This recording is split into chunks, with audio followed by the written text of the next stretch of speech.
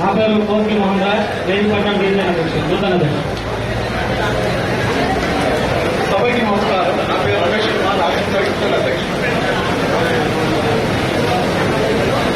సభకు నమస్కారం. నా పేరు U Raja Singh, Vizianagaram division. B कलर सिंह, अहमदनगर डिवीजन प्रेसिडेंट. నా పేరు నరేష్, రెడ్డి డివిజన్ ప్రెసిడెంట్. కార్వాన్ తర్వాత చార్మినార్.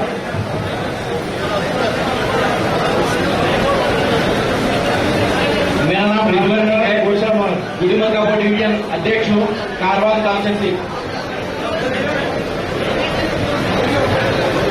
नमस्कार. నా పేరు అల్వాల్ ఇంద్రసేనారెడ్డి, నేను అంగన్వాడీ డివిజన్ ప్రెసిడెంట్.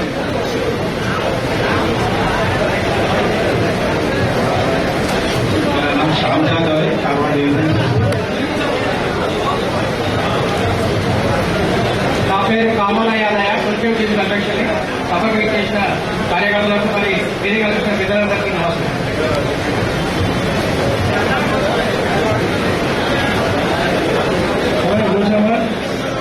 అందరికీ శుభాభినందనలు. కాకినాడ డివిజన్ మొగల్పూర డివిజన్ అధ్యక్షుడిగా నా పేరు సంఘ ప్రకాష్. सबको नमस्कार. मेरा नाम सुरेंद्र आर है, डिवीजन अध्यक्ष. सभी को नमस्कार. मेरा नाम उमेश सिंह है, दूसरी बार राष्ट्रपति डिवीजन अध्यक्ष. మరొకసారి సభకు అందరికీ నమస్కారం.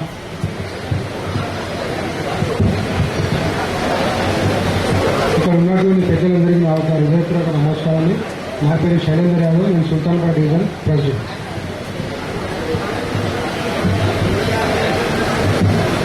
सभी को मेरा नमस्कार. गोशामहल डिवीजन प्रेसिडेंट, मेरा नाम सुदय सिंह है.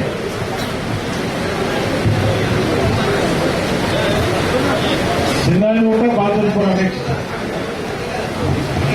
వేదికను అలంకరించిన పెద్దలకు మరియు ఇక్కడ విచ్చేసిన మన నగర నాయకులందరికీ అభినందనలు తెలుపుకుంటూ, నేను చంద్రాయనగుట్ట నియోజకవర్గము జంగారెడ్డి డివిజన్ అధ్యక్షుడిని. నా పేరు నాసు శ్రీనివాస్.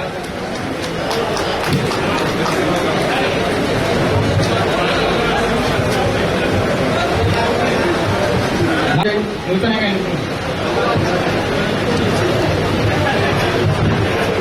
సభకు నమస్కారం.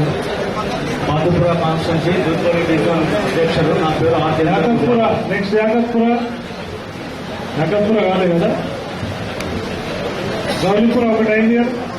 నెక్స్ట్ మలక్పేట్.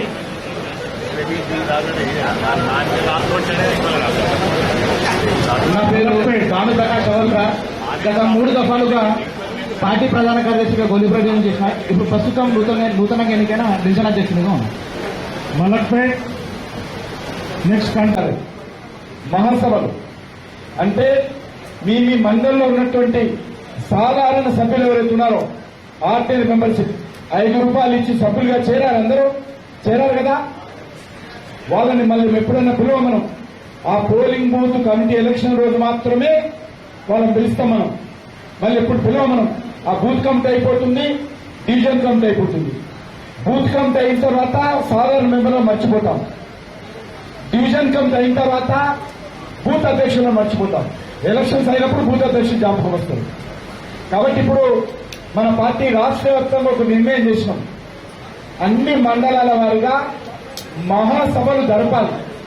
ఇంతవరకు మహాసభలు ఎప్పుడు జరపాలి, మండల మహాసభలు. ఈసారి మండల అధ్యక్షుల నేతృత్వంలో, ఆయన అధ్యక్షతన మండల పదాధికారుల యొక్క సమక్షంలో ఈ మండల. కానీ మిగిలిపోయినటువంటి ఆ 14 బూతులలో ఎవరుండాలి? రేపు ఎన్నికలు జరిగితే ఆ 14 బూతులలో బీజేపీ జెండా పెట్టుకుని ఇంటింటికి ఎవరు తిరగాలి? ఆ 14 బూతులలో ఓట్లు ఎవరు వేయించాలి? పార్టీ కార్యక్రమాలు ఆ 14 బూతుల్లో ఎవరు తీసుకుపోవాలి? ఇది కూడా మనమందరం ఆలోచన చేయాలి. బూత్ కమిటీ అధ్యక్షుడిగా కమిటీ ఏర్పాటు చేయాల్సిన అవసరం ఉంది. అది అన్ని డివిజన్స్ లో జరగాలి. 100% అన్ని బూతులలో కమిటీలు కావాలి. దానికి జూన్ మాసం లోపల పూర్తి కావాలి. జూన్ మాసంలో అన్ని పోలింగ్ బూతుల 100% కమిటీలు కావాలి. ఆ 100% కమిటీలు చేస్తే మండల మహాసభలు జరపాలి. మండల మహాసభలు అంటే ఉదయం 10 గంటలకు ఆ మండలంలో ఉన్నటువంటి ఆ డివిజన్ లో ఉన్నటువంటి సాధారణ సభ్యులందరూ కూడా ఏదైనా ఒక హాల్లో వర్షాకాలంలో ఏదైనా ఒక హాల్లో జమ కావాలి.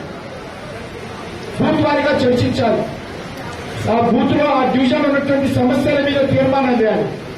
సాయంకాలం ఆ డివిజన్ లో ఆ 100 మందో 500 మందో 600 1000 మందో ఎంతమంది సాధారణ సభ్యులు మీ యొక్క మండల మహాసభలకు వస్తారో చిన్న ఊరేగింపు నిర్వహించి ఆ డివిజన్ లో ఉన్నటువంటి ఏదైనా ఒక పెద్ద సెంటర్ లో ఒక బహిరంగ సభ పెట్టి ఆ డివిజన్ లో ఉన్నటువంటి సమస్యలు కావచ్చు, లేకపోతే పార్టీ కార్యక్రమాలు కావచ్చు, పార్టీ యొక్క సిద్ధాంతపరమైన అంశాలు కావచ్చు, దేశవ్యాప్తంగా రాష్ట్ర వ్యాప్తంగా రాజకీయ పరిస్థితుల మీద ఒక బహిరంగ సభ జరపాలి.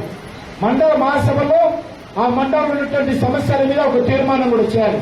కాబట్టి ఈ విషయంలో అందరూ కూడా నేను డివిజన్ అధ్యక్షులకు, నగర కార్యవర్గ సభ్యులకు, అసెంబ్లీ కన్వీనర్స్ కోరుతాను, ఇప్పటి నుంచే మీ మండల మహాసభలు ఏ రకంగా జరపాలో సమగ్రమైనటువంటి కార్యాచరణ ప్రణాళిక రూపొందించుకోవాలి.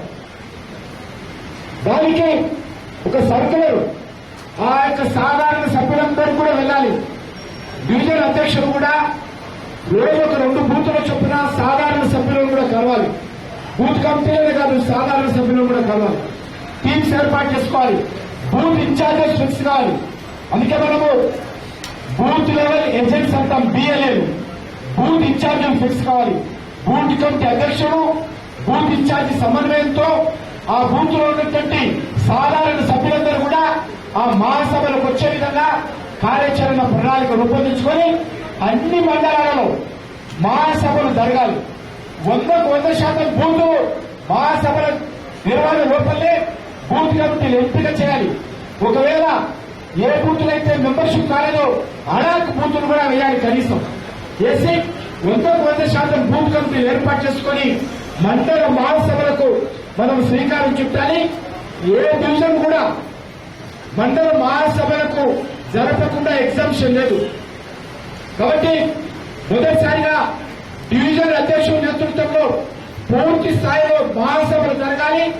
ఆయన అధ్యక్షతలు జరగాలి, తీర్మానాలు జరగాలి, అన్ని బూత్ కమిటీలు రావాలి, సాధారణ సభ్యులందరూ రావాలి, ఆ మండల సమస్యల మీద తీర్మానం చేయాలి, ఆ యొక్క డివిజన్ లో ఊరేగింపు నిర్వహించాలి. బహిరంగ సభ కూడా ఆ డివిజన్ అధ్యక్షుల నేతృత్వంలో బహిరంగ సభ కూడా జరగాలి. ఈ విషయంలో అన్ని డివిజన్లకు సంబంధించి ఇప్పటి నుంచే మీరు ప్లాన్ చేసుకోండి. ఇప్పటి నుంచే చర్చ మొదలు పెట్టండి. ఇప్పటి నుంచే బూత్ అధ్యక్షులతో మాట్లాడండి. ఇప్పటి నుంచే బూత్ ఏజెంట్లతో, ఇన్ఛార్జీలతో మాట్లాడండి.